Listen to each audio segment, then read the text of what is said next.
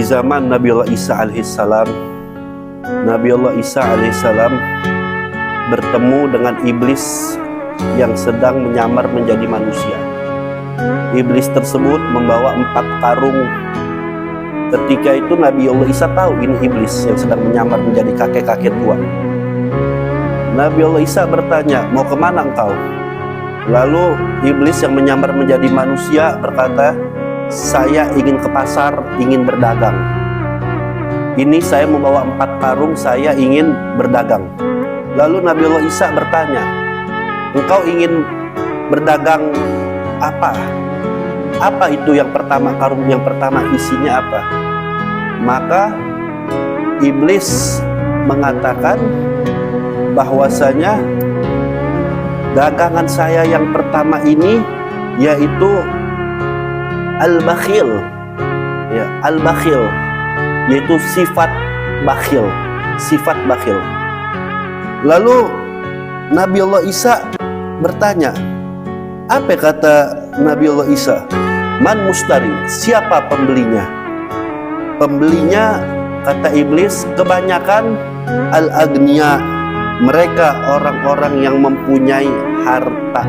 Artinya orang yang mempunyai harta ini yang paling gampang dimasukin oleh tipu daya iblis, sifat al-bakhil, sifat al-bakhil.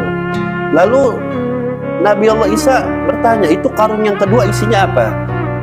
Iblis mengatakan, ini dagangan saya yang kedua isinya al-khianat, khianat. Nabi Allah Isa bertanya, man mushtariha, siapa pembelinya? Iblis menjawab, kebanyakan pembelinya al-khianat, yaitu at-tujjar, mereka para pedagang-pedagang. Lalu Nabi Allah Isa bertanya, itu karung yang ketiga isinya apa? Iblis menjawab, al-jawr, kezoliman. Kata iblis, kezoliman. Nabi Allah Isa bertanya, man mushtari, siapa pembelinya? Barang dagangan saya, pembelinya kebanyakan dari kezoliman ini al-umaro, mereka para penguasa. Lalu Nabi Allah Isa bertanya, lalu karung yang keempat isinya apa? Iblis menjawab, yaitu al-hasad, hasud, dengki. Nabi Allah Isa bertanya, man mushtari, siapa pembelinya? Maka iblis laknatullah menjawab, kebanyakan pembelinya barang dagangan saya yang bernama al-hasud. Hasud itu mereka orang-orang yang mempunyai ilmu, yaitu para ulama. Dari kisah ini kita lihat bagaimana iblis memasukkan sifat-sifat sesuai dengan porsinya. Maka dari itu bahaya hawa nafsu seperti itu. Musuh terbesar kita adalah nafsu. Nafsu, karena kenapa? Imam Ghazali mengatakan dalam tubuh manusia ini ada sifat-sifat kebinatangan, bahmiyah, binatang ternak. Binatang kita lihat yaitu rakus serakah, menyerobot yang bukan haknya. Manusia juga punya jiwa seperti itu. Binatang yaitu ada binatang sabuiyah, yaitu binatang buas. Binatang buas itu zolim, menindas yang lemah, selalu pengen menang sendiri, menghalalkan berbagai cara. Manusia juga seperti itu. Maka nafsu ini sangat-sangat yaitu luar biasa, yang menjadi serangan iblis untuk menyerang kita itu nafsu. Maka dari itu disitulah hikmahnya kita, yaitu berpuasa mengendalikan nafsu kita. Karena dalam tubuh kita ini ada yaitu bisikan buruk maupun bisikan yang baik. Kalau nafsu kita yang dominan, maka kita ngikutin yaitu keburukan.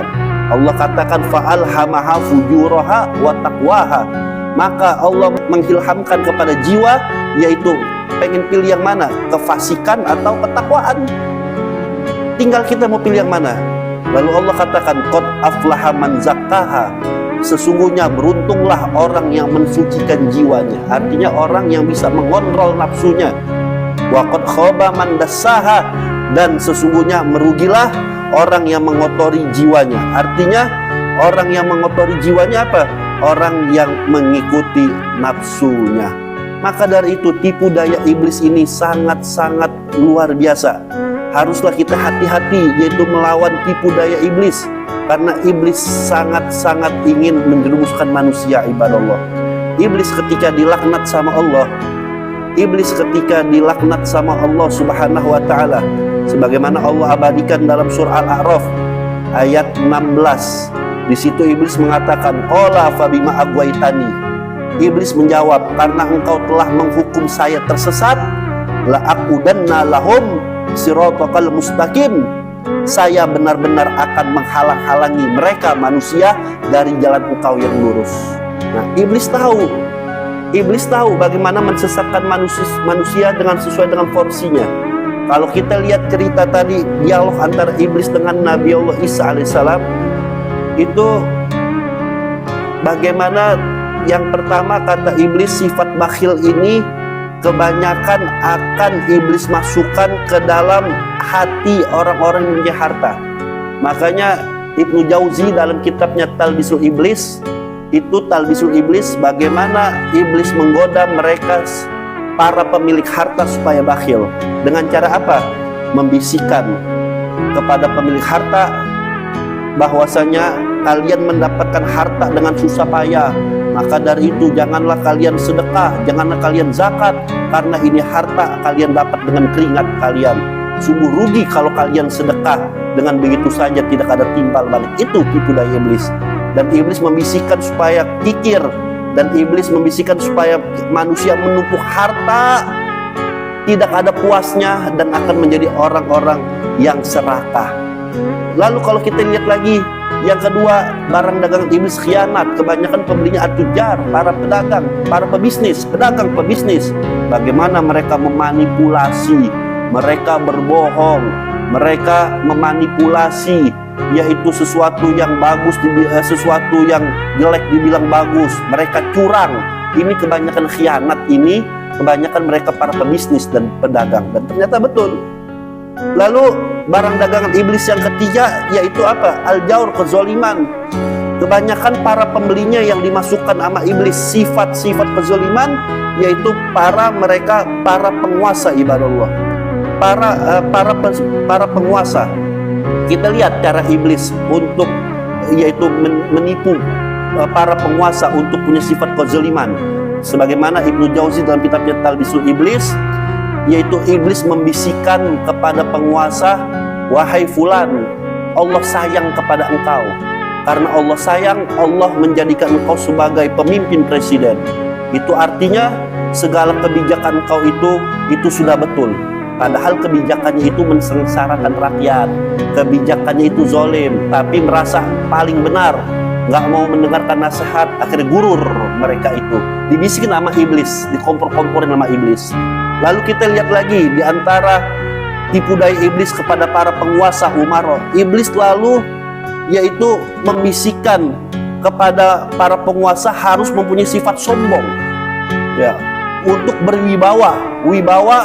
Wibawa itu boleh, bagus, tapi kalau kebablasan menjadi sombong ibadullah. Lalu iblis cara membuat tipu daya para penguasa, kata Ibnu Jauzi dalam kitabnya Talbisul Iblis, yaitu iblis menjadikan para penguasa ini iblis menjadikan para penguasa memandang baik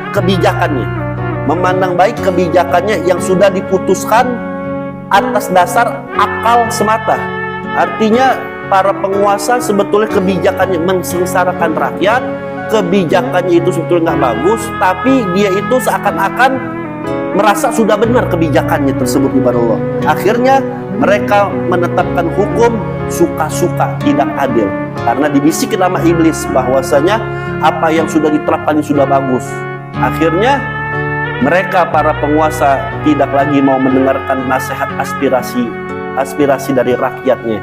Kalau hati sudah sombong, merasa paling benar, maka Allah kunci hati orang tersebut. Khatamallahu ala qulubihim wa ala sam'ihim wa ala absarihim. Kami kunci hati-hati mereka. Kalau hati sudah dikunci, pendengaran walaupun kita lihat, maka kita nggak bakal lihat kebenaran. Walaupun kita dengar, kita nggak akan mengambil kebenaran, karena hati sudah dikunci oleh Allah Subhanahu wa taala. Kita lihat dalam sejarah, Fir'aun nggak mau mendengarkan nasihat Nabi Allah Musa, merasa paling hebat, merasa kebijakannya paling benar. Kita lihat lagi Abu Jahal nggak mau mendengarkan nasihat kepada Nabi Muhammad SAW. Padahal Abu Jahal tahu Nabi Muhammad ini orang yang jujur, tapi karena faktor angku, faktor sombong, diabaikan nasihat Nabi Muhammad SAW. percis kalau penguasa angkuh dan sombong, merasa kebijakannya paling benar, bahwasanya aspirasi rakyat nggak bakal didengarkan. Inilah tipu daya iblis, ibadallah. Lalu iblis, kata Ibnu Jauzi, selalu membisikkan kepada para penguasa kezaliman dalam bentuk apa? Iblis menjadikan para penguasa memandang baik penggunaan harta negara. Padahal itu harta negara digunakan harusnya buat rakyat, tapi digunakan bukan buat rakyat, hanya buat bisnis semata golongannya dan digunakan secara boros. Mereka menganggap harta tersebut boleh dikuasai sendiri. Nah, itu daya iblis, ibadallah. Nah, masih banyak. Lalu yang keempat, barang dagangan iblis yaitu apa? Yaitu hasud. Kebanyakan para pembelinya ulama. Ibnu Jauzi memberikan contoh dalam kitabnya Talbisul Iblis, seperti iblis menggoda mereka para ulama yang punya ilmu untuk menyombongkan dirinya atas ilmu yang dimilikinya. Iblis menggoda untuk supaya ulama ini punya dengki, sifat dengki, yang dicari bukan ridho Allah, malah yang dicari yaitu untuk mempunyai kedudukan, mempunyai popularitas supaya banyak pengikutnya. Ilmunya digunakan bukan untuk kebenaran tapi kepentingan. Iblis mendorong mereka agar terus mencari pengaruh kepada manusia, bukan untuk mencari ridho Allah Subhanahu wa ta'ala. Kita lihat, iblis itu pinter. Iblis pinter, ilmunya banyak, tapi dilaknat sama Allah. Kenapa? Karena merasa dirinya benar. Kalau merasa dirinya paling benar, akhirnya iblis nggak mau mendengarkan lagi perintah Allah Subhanahu wa ta'ala. Iblis dilaknat meskipun ilmunya banyak. Karena kenapa? Di dalam hatinya ada kesombongan, nggak punya akhlak. Maka dari itu, inilah bahaya tipu daya iblis. Mudah-mudahan kita dalam lindungan Allah Subhanahu wa ta'ala. Amin ya rabbal alamin.